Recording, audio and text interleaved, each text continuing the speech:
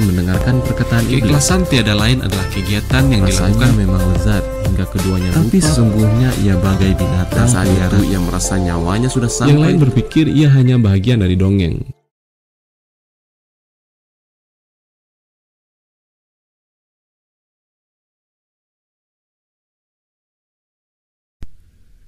Sherlock Holmes, A Study in Scarlet, Penelusuran Benang Merah, karya Sir Arthur Conan Doyle. Bagian 2, Tanah Orang Suci. Bab 4, Pelarian. Sehari setelah percakapan dengan Nabi Mormon, John Ferrer pergi ke Salt Lake City menemui temannya yang hendak menuju ke pegunungan Nevada. Ia menitipkan pesan untuk Jefferson Hope bahwa pemuda itu harus segera kembali karena mereka menghadapi masalah yang besar. Setelah melakukan hal itu, Ferrer merasa bebannya berkurang dan ia pulang dengan hati lebih gembira. Saat mendekati tanah pertaniannya, ia terkejut melihat kuda-kuda yang diikat ke kedua tiang gerbangnya. Ia lebih terkejut sewaktu memasuki rumah dan melihat dua pemuda berada di ruang duduknya. Pemuda yang berwajah panjang dan pucat duduk santai di kursi goyang dengan kaki diangkat ke tungku. Temannya, pemuda berleher tebal dan berwajah tembam, berdiri di depan jendela dengan tangan di saku sambil menyiulkan himne yang populer. Keduanya mengangguk kepada Ferrer saat ia masuk, dan pemuda di kursi mulai pembicaraan. "Mungkin kau tidak mengenal kami," ujarnya. "Ini putra tetua Dreber, dan aku, Joseph Stangerson, yang menjelajahi padang pasir bersamamu sewaktu Tuhan mengulurkan tangannya dan mengumpulkanmu dengan kawanan dombanya yang sejati. Sebagaimana akan dilakukannya terhadap seluruh bangsa pada waktunya nanti," timpal pemuda yang satu lagi dengan suara sumbang. Dia bekerja perlahan-lahan, tapi pasti. John Ferrer membungkuk dengan dingin. Ia telah menebak siapa kedua tamu itu. "Kami datang," lanjut Stangerson, "sesuai saran ayah-ayah kami untuk memberi putrimu kesempatan memilih, karena aku hanya memiliki 4 istri, sementara saudara Dreber sudah mempunyai 7. Kurasa aku yang lebih berhak mendapatkan putrimu." Tidak, saudara Stangerson," seru Dreber. "Persoalannya bukanlah berapa istri yang kita miliki, tapi berapa yang bisa kita hidupi. Ayahku sudah menyerahkan penggilingannya kepadaku, dan aku lebih kaya darimu." "Tapi prospekku lebih baik," tukas Stangerson. "Pada saat Tuhan mengambil ayahku, aku akan mendapatkan penyamakan kulit serta pabriknya. Lagi pula aku tetuamu, kedudukanku di gereja lebih tinggi." "Keputusan ada di gadis itu," kata Dreber sambil menyeringai pada pentulannya sendiri di kaca. "Kita akan mematuhi keputusannya." Sepanjang percakapan tersebut, John Ferrer berdiri diam di ambang pintu. Dengan susah payah, ia menahan amarah yang hampir saja mendorongnya untuk menghajar kedua tamu itu dengan cambuk. "Dengar," katanya pada akhirnya, melangkah mendekat. "Pada saat putriku memanggil kalian, kalian boleh datang. Tapi sebelum itu, aku tidak ingin melihat wajah kalian lagi." Kedua pemuda Mormon tersebut tertegun menatap Ferrer. Menurut pandangan mereka, kompetisi di antara mereka berdua untuk mendapatkan Lucy merupakan penghormatan tertinggi bagi gadis itu maupun ayahnya. "Ada 2 jalan keluar di ruangan ini," seru Ferrer. "Ada pintu dan ada jendela. Kalian ingin menggunakan yang mana?" Wajah Ferrer tampak begitu buas dan tangannya begitu mengancam sehingga kedua tamunya langsung melompat bangkit. Mereka bergegas keluar, diikuti Ferrer sampai ke pintu. "Jadi kalian memilih pintu ya?" katanya sinis. "Kau harus membayar untuk ini, Ferrer," teriak Stangerson berang. "Kau sudah menentang Nabi dan Dewan 4. Kau akan menyesalinya sampai akhir hayat." "Tangan Tuhan menghukum kalian," tambah Dreber. "Dia akan bangkit dan menghajarmu." "Kalau begitu biar aku yang mulai menghajar," seru Ferrer murka. Ia sudah beranjak ke lantai atas untuk mengambil senapannya, namun Lucy mencengkeram lengannya dan menahannya. Sebelum Ferrer bisa melepaskan diri dari putrinya, terdengar derap kaki kuda menandakan bahwa kedua pemuda itu telah berada di luar jangkauannya. "Keparat, bajingan," Ferrer menyumpah-nyumpah. Lebih baik aku melihatmu mati, anakku, daripada kau menjadi istri salah satu dari mereka. Aku juga berpikir begitu, ayah, jawab Lucy penuh semangat. Tapi Jefferson akan segera tiba. Ya, tidak lama lagi dia pasti tiba. Semakin cepat semakin baik, karena kita tidak tahu apa tindakan mereka selanjutnya. Memang sudah saatnya seorang yang cakap dan andal datang memberikan bantuan kepada sang petani tua dan putri angkatnya. Sepanjang sejarah permukiman Mormon itu, belum pernah ada orang yang berani terang-terangan menentang para tetua seperti yang dilakukan oleh John Ferrer. Kalau kesalahan kecil saja dihukum sekeras itu, bagaimana nasib pemberontakan sehebat ini? Ferrer sadar kekayaan dan posisinya takkan dapat menolongnya. Orang lain yang sama terkenal dan sekaya dirinya pun telah dilenyapkan, sementara harta mereka diberikan kepada gereja. Ferrer bukan penakut, tapi kali ini ia gemetar menghadapi teror yang mengintai dirinya. Bahaya apapun bisa dihadapinya dengan berani, tapi ketegangan yang mencekam ini benar-benar menggetarkan. Perasaan Ferrer itu tak luput dari pengamatan putrinya, meski ia berusaha menutup-nutupinya. Ferrer menduga akan menerima pesan atau teguran dari Young karena perbuatannya, dan ia tidak keliru. Sekalipun penyampaian pesan tersebut dilakukan dengan cara yang sangat tidak biasa. Saat terjaga keesokan harinya, ia mendapati sehelai kertas kecil dijepitkan ke selimutnya tepat di atas dadanya. Pada kertas itu tertulis sebuah kalimat dengan huruf-huruf besar dan mencolok. Kau dapat waktu 29 hari untuk bertaubat. Sesudah itu... Titik-titik di akhir kalimatnya lebih menimbulkan ketakutan daripada ancaman apapun. Selain itu, Ferrer tak bisa mengerti bagaimana peringatan ini bisa sampai ke kamar tidurnya. Para pelayan tidur di bangunan lain di luar rumah, dan pintu-pintu serta jendela-jendela telah dikunci. Ferrer meremas kertas itu dan tidak mengatakan apa-apa kepada putrinya. Walau perasaannya sendiri kian galau. 29 hari, dengan kekuatan serta keberanian dari mana ia harus menghadapi musuh yang demikian misterius? Tangan yang meletakkan kertas pesan itu bisa saja menusuk jantungnya, dan ia tidak akan pernah tahu apa yang telah membunuhnya. Pagi berikutnya, terjadi peristiwa yang lebih mengguncangkan. Ferrer dan putrinya sedang duduk menikmati sarapan ketika Lucy tiba-tiba menjerit sambil menunjuk ke atas. Di tengah langit-langit tertulis, tampaknya dengan tongkat kayu yang dibakar, angka 28. Lucy tidak mengerti makna tulisan itu, dan Ferrer tidak bisa menjelaskan. Malam harinya, ia duduk berjaga dengan membawa senapannya. Ia tidak melihat atau mendengar apapun, tapi keesokan harinya, angka 27 telah dicatatkan besar-besar di pintu rumahnya. Pada hari-hari selanjutnya, Ferrer mendapati bagaimana musuh yang tidak kasat mata itu terus menghitung dan menandai jumlah hari-hari yang tersisa di berbagai tempat yang mencolok. Terkadang angka tersebut muncul di dinding, terkadang di lantai, sesekali berupa plakat kecil yang ditempelkan di gerbang kebun atau pagar. Sekalipun telah berusaha keras, Ferrer tidak pernah bisa menangkap basah pemberi pesan itu. Kengerian yang luar biasa mencekamnya setiap kali ia melihat angka itu. Sepertinya musuh yang dihadapinya tak terdiri atas darah dan daging. Ferrer menjadi berantakan dan gelisah bagaikan binatang yang sedang diburu. Ia hanya memiliki satu harapan sekarang, yaitu kedatangan sang pemburu muda dari Nevada. 20 menjadi 15 dan 15 menjadi 10, namun tidak ada berita dari pemuda tersebut. Satu demi satu angka-angka mengecil, tapi tidak terlihat tanda-tanda kehadiran Hope. Setiap kali terdengar suara penunggang kuda di jalan atau kusir yang berteriak kepada kuda-kudanya, Ferrer bergegas ke gerbang, mengira bantuan akhirnya datang. Sewaktu angka 5 berubah menjadi 4, lalu 3, Ferrer pun putus asa. Ia melupakan semua harapannya untuk melarikan diri. Ferrer sadar, tanpa bantuan, ia tak mungkin berhasil. Pengetahuannya mengenai pegunungan yang mengelilingi kawasan tersebut terbatas. Jalan yang sering dilalui selalu dijaga ketat. Tak seorang pun boleh lewat tanpa perintah dewan. Ke arah manapun ia akan pergi, tampaknya tidak mungkin ia bisa menghindari bencana ini. Sekalipun begitu, tekad sang petani tua tetap tak tergoyahkan. Ia lebih baik mati daripada menyaksikan putrinya dilecehkan.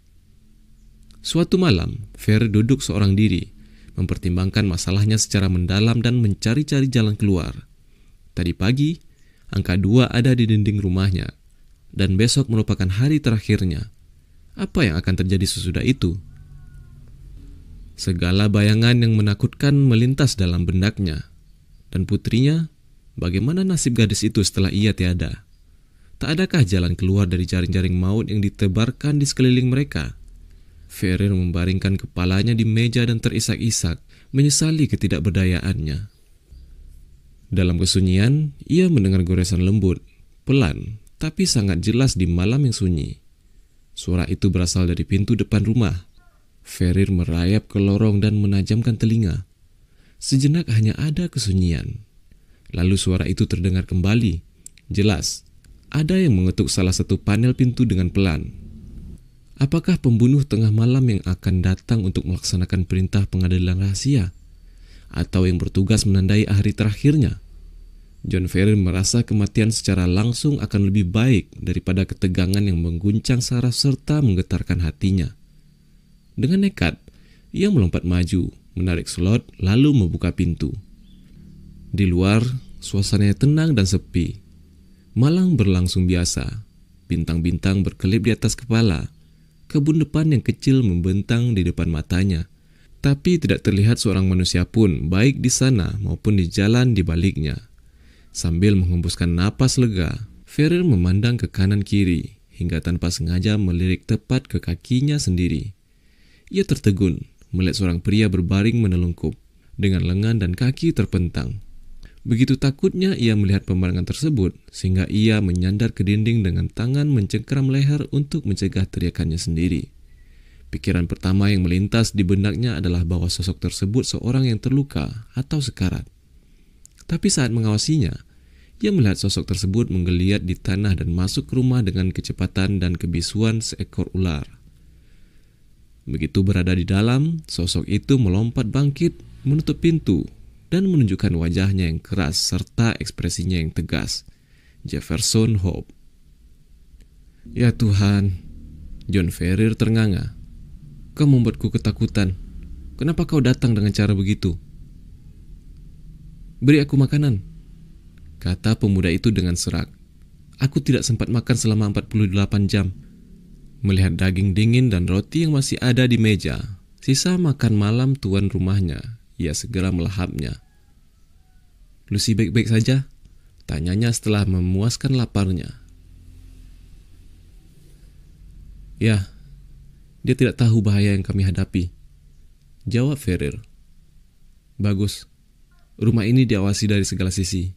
Itu sebabnya aku harus merayap kemari. Mereka mungkin pandai, tapi tidak cukup pandai untuk menangkap pemburu Washoe. John Ferrer merasa menjadi orang yang berbeda sekarang karena ia memiliki sekutu yang setia. Diraihnya tangan kasar sang pemuda itu dan dijabatnya kuat-kuat. Kau benar-benar membanggakan, ujarnya terharu. Tak banyak orang yang bersedia datang untuk menanggung masalah kami dan menghadapi bahayanya. Kata-katamu ada benarnya, kata sang pemburu muda.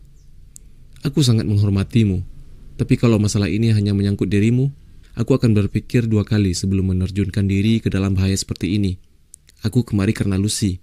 Lebih baik keluarga Hope berkurang 1 daripada kubiarkan gadis itu disakiti. Apa yang harus kita lakukan? Besok hari terakhirmu, dan kecuali kau bertindak malam ini, kalian akan kalah. Aku sudah menyiapkan seekor keledai dan 2 ekor kuda di ngarai elang. Berapa banyak uangmu? $2,000 dalam bentuk emas dan 5.000 tunai. Itu cukup. Kita harus bergegas ke Carson City melewati pegunungan. Sebaiknya kau bangunkan Lucy. Bagus juga para pelayan tidak tidur di dalam rumah. Sementara Ferrer menyiapkan putrinya untuk perjalanan yang akan mereka tempuh, Jefferson Hope mengemasi semua makanan yang bisa ditemukannya dan mengisi sebuah guci batu dengan air. Dari pengalaman, ia tahu sumber air di pegunungan sangat sedikit serta berjauhan jaraknya. Hope belum lagi menyelesaikan persiapannya sewaktu Ferrer kembali bersama putrinya. Pertemuan sepasang kekasih itu berlangsung hangat tapi singkat. karena waktu sangat berharga, sedangkan masih banyak yang harus dilakukan. "Kau harus pergi sekarang juga," kata Hope berbicara pelan tapi tegas. Sebagaimana layaknya orang yang menyadari betapa beratnya masalah, namun telah membulatkan tekad untuk menghadapinya. "Pintu masuk depan dan belakang diawasi, tapi kalau hati-hati, kita bisa melarikan diri melalui jendela samping dan menyeberangi ladang. Begitu tiba di jalan, kita tinggal 3 km dari ngarai, tempat kuda-kuda sudah menunggu. Saat fajar tiba, kita sudah separuh perjalanan di pegunungan." "Bagaimana kalau ada yang menghalangi kita?" tanya Ferrer. Hope menampar tangkai revolver yang mencuat dari bagian depan rompinya. "Kalau terlalu banyak, setidaknya kita bisa menjatuhkan 2-3 orang," katanya tersenyum manis. Semua lampu di dalam rumah telah dipadamkan. Dari jendela yang gelap, Ferrer mengintip ke ladang-ladang yang sebentar lagi akan ia tinggalkan untuk selama-lamanya. Ia telah lama memberanikan diri untuk melakukan pengorbanan ini, dan pikiran tentang kehormatan serta kebahagiaan putrinya mengalahkan penyesalan apapun tentang hilangnya harta. Suasana di luar tampak begitu tenang dan damai, sehingga orang sulit percaya bahwa pembunuh yang mengintai di luar sana. Sekalipun begitu, wajah pucat dan tegang Jefferson Hope menunjukkan bahwa ia telah melihat cukup banyak bahaya sewaktu mendekati rumah tadi. Ferrer membawa tas berisi emas dan uang. Hope membawa makanan dan air, sementara Lucy membawa buntalan kecil berisi beberapa barangnya yang berharga. Setelah membuka jendela, dengan sangat pelan dan hati-hati, mereka menunggu hingga awan gelap menutupi pandangan. Lalu satu demi satu menerobos keluar ke kebun kecil. Sambil menahan napas, mereka merunduk menyeberanginya, kemudian menyusuri sesemakan hingga tiba di celah yang menuju ladang jagung. Mereka baru saja tiba di tempat ini sewaktu sang pemuda mencengkram kedua rekannya dan menyeret mereka ke dalam bayang-bayang. Di tempat gelap itu mereka berbaring dan membisu dan gemetar. Beruntung pengalamannya di padang rumput telah memberi Jefferson Hope telinga seekor kucing liar. Ia dan kedua rekannya baru saja berbaring sewaktu terdengar lolongan burung hantu hanya beberapa meter dari mereka.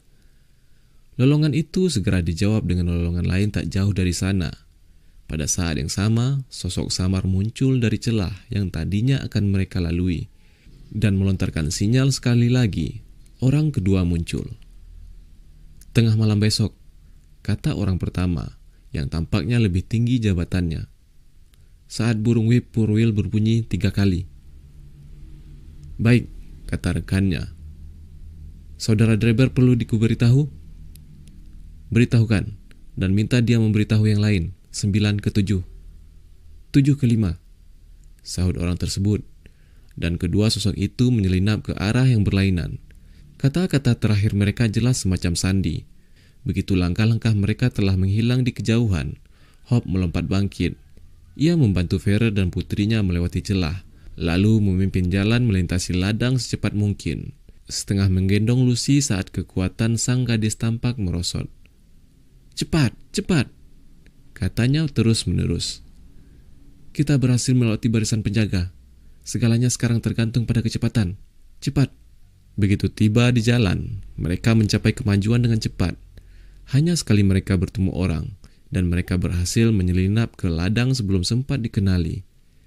Beberapa saat sebelum tiba di kota, Hope mengajak mereka berbelok ke sebuah jalan setapak yang menuju pegunungan. 2 puncak yang gelap dan bergerigi menjulang di atas mereka, dan celah di antara kedua puncak tersebut adalah ngarai elang. Dengan naluri yang luar biasa, Hope memimpin jalan di sela-sela bongkahan batu besar dan sepanjang sungai kering, hingga mereka tiba di sudut yang terhalang bebatuan. Di sana, keledai serta kuda-kuda mereka telah menunggu. Lucy dinaikkan ke keledai, Hope dan Ferrer menunggang kuda, lalu mereka memulai perjalanan melewati jalur yang berliku-liku dan berbahaya. Rute yang dipilih Hope sangat membingungkan bagi mereka yang tidak terbiasa menghadapi alam liar. Di satu sisi, tebing curam menjulang setinggi lebih dari 300 meter. Di sisi lain, terdapat tumpukan bebatuan besar kecil yang tidak mungkin dilalui. Jalan setapak yang mereka susuri begitu sempit di beberapa tempat, sehingga mereka harus berjalan beriringan. dan begitu sulit sehingga hanya penunggang kuda berpengalaman yang mampu melintasinya. Meskipun mereka harus menempuh semua bahaya serta kesulitan itu, perasaan ketiga pelarian tersebut sangat ringan, karena setiap langkah berarti memperlebar jarak di antara mereka dan bencana. Namun, tak lama kemudian mereka mendapat bukti bahwa mereka masih berada di tanah orang suci. Mereka telah tiba di kawasan yang paling liar dan terkucil dari celah tersebut sewaktu Lucy menjerit terkejut dan menunjuk ke atas. Di atas sebuah batu berdiri seorang penjaga sedang mengawasi mereka. "Siapa itu?" teriak sang penjaga. "Pengelana dengan tujuan Nevada," jawab Jefferson Hope. Tangannya siap mengambil senapan yang menjuntai di pelana. Sang penjaga membidikkan senapannya dan menatap mereka dengan tajam, seakan-akan tidak puas dengan jawaban Hope. "Atas izin siapa?" tanyanya lagi. "Empat Suci," jawab Ferrer. Pengalamannya hidup sebagai seorang Mormon telah mengajarkannya bahwa itulah kewenangan tertinggi yang bisa diucapkannya. 9 ke 7, seru penjaga tersebut. 7 ke 5, balas Hope seketika, teringat sandi yang didengarnya di kebun. "Pergilah, dan Tuhan bersama kalian," kata sosok di atas batu itu. Setelah pos penjagaan terakhir tersebut, jalan setapak melebar, dan kuda-kuda dapat berlari kecil. Sesaat, ketiga pelarian itu menoleh ke belakang dan melihat sang penjaga tengah bersandar pada senapannya. Mereka sangat lega karena berhasil keluar dari negeri orang-orang pilihan dan bahwa kebebasan membentang di hadapan mereka.